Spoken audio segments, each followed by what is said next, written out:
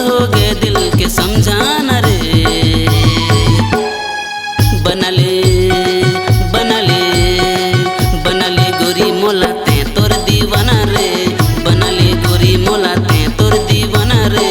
बनले गोरी मोला ते तोर दीवाना रे। बनले गोरी मोला ते तोर दीवाना रे।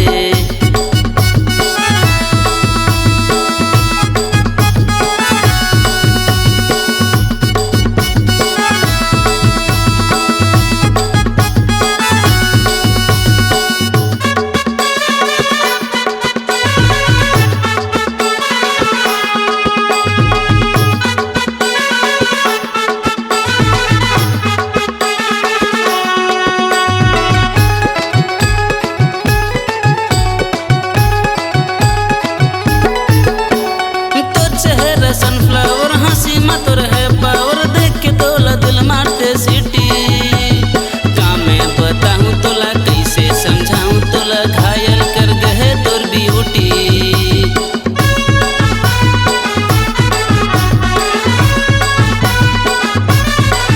हाँ तोर चेहरा सनफ्लावर हंसी मत रहे पावर देख के तोला दिल मारते सीटी।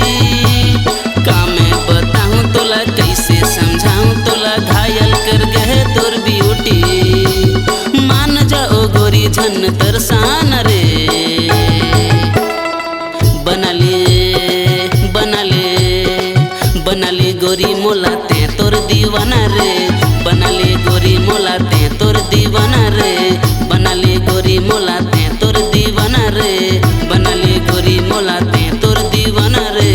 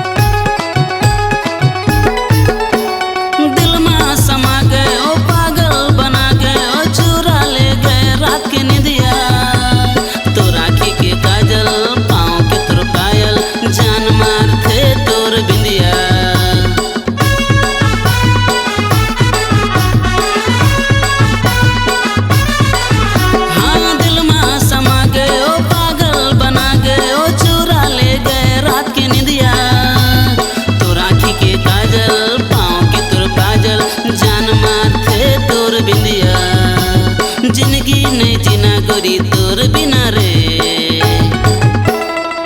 बनले बनले बनले गोरी मोला ते तोर दीवाना रे। बनले गोरी मोला ते तोर दीवाना रे।